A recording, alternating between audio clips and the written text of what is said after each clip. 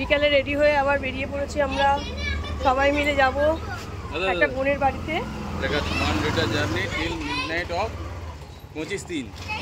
এই যে পুরো গ্যাং সবাই মিলে কোনো রকম কাউকে না জানিয়ে সারপ্রাইজ দিতে চলে যাচ্ছি একটা বন্ধুর বাড়িতে।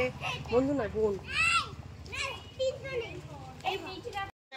এই যে পুরো গ্যাং হাজির হয়ে গেছে, সবাই মিলে আমরা রেডি হয়ে বিকালবেলা বেরিয়ে পড়েছি।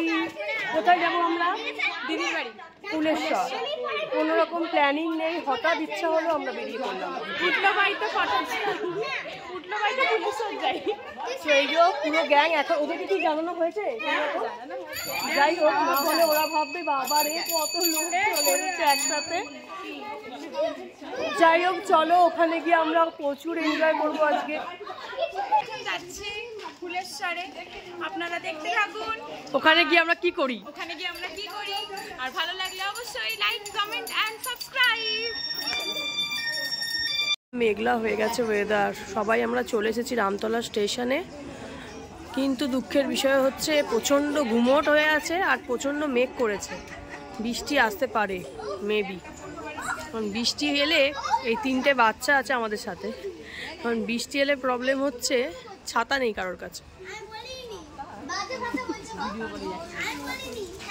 তোমাদেরকে বেশি করে দেখাচ্ছি আমি। এই যে মিষ্টি নিয়ে হাজির, মেয়ের বাড়ি যাবে বলে।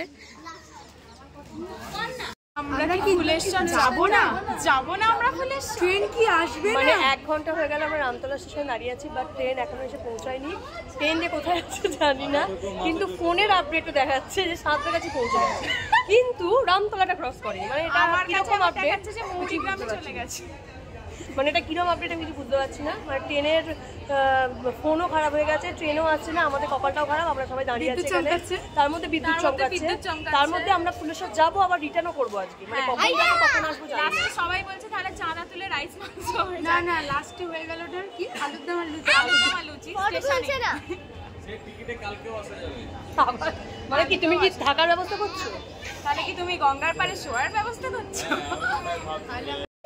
কি করতে চাইছো তুমি? ট্রেন পাইনি, মাঝখান থেকে মাথাটাও খারাপ হয়ে গেছে, বলছে গঙ্গায় থেকে যাও।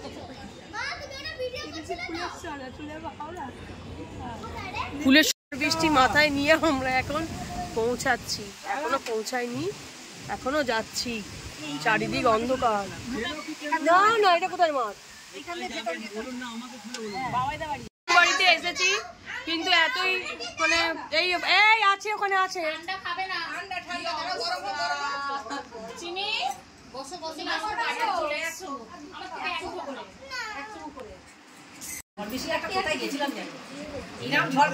বললু দেখ, তুই ঝড় বৃষ্টি তোদের বাড়িতে এসেছি।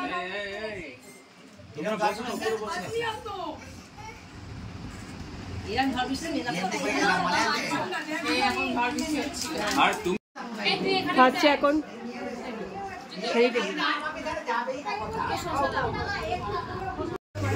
দিলকুশ আর বাদাম ফাটালি।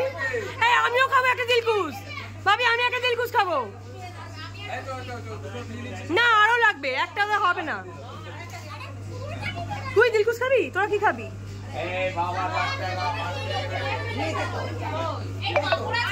এই তো এটা খোলো, এটা খোলো, এটা খোলো।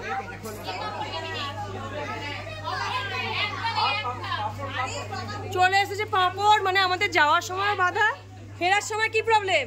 ফেরার সময়ও প্রবলেম, আমাদের সাঁতরাগাছিতে লাইনে প্রবলেম হয়ে গেছে, ট্রেন দাঁড়িয়ে গেছে, একটা থেকে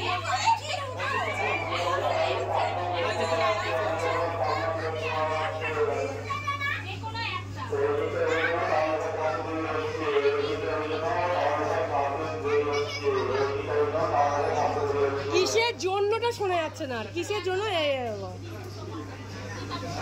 আমাকে দাও দিলকুশ একটু। সবাই এখন দিলকুশ খাচ্ছে, ব্যস্ত। ওরা পাঁপড়, বাচ্চারা পাঁপড়। বোন খাবি দিলকুশ? হ্যাঁ এই তো।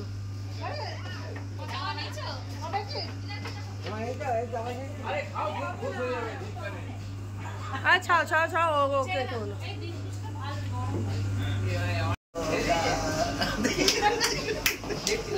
দিলকুশ খেতে খেতে দিল ছেড়ে দিয়ে গান করছে, কি অবস্থা।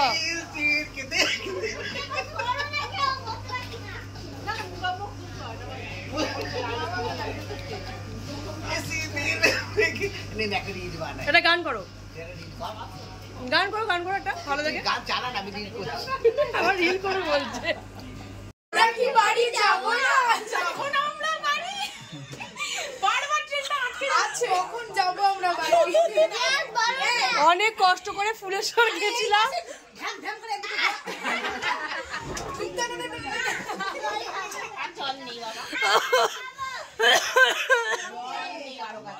হাসতে হাসতে অবস্থা খারাপ হয়ে গেছে। অনেক কষ্টে আমরা ফুলেশ্বর পৌঁছলাম, অনেক বাধা বিপত্তি ঝড় ঝাপটা পেরিয়ে আবার অনেক কষ্টে আমরা দাঁড়িয়ে তার মধ্যে ডাকু খুব মারিয়েছে। কি করলো এইদিকে শেষ পর্যন্ত আমরা রামতলা স্টেশন পৌঁছেছি, আমরা চলে এসেছি মানে রামতলা স্টেশন এখনো ঘরে পৌঁছায়নি। রামতলা পৌঁছাতে পেরেছি, গন্তব্যস্থলে পৌঁছালাম। আবার ঝড় উঠছে, আবার ঝড় উঠছে, আবার ঝড় উঠছে। মানে উঠেছে বাউল বাতাস। মানে কত বাধা বিপত্তি পেরিয়ে আমরা ঘুরে ফিরে আবার চলেও এলাম। তবে ভালো একটা এক্সপিরিয়েন্স হলো, হ্যাঁ একটা ভালো এক্সপিরিয়েন্স হলো। চলো সবাই গুড নাইট বলে দাও, এদিকে ঘুরে একবার,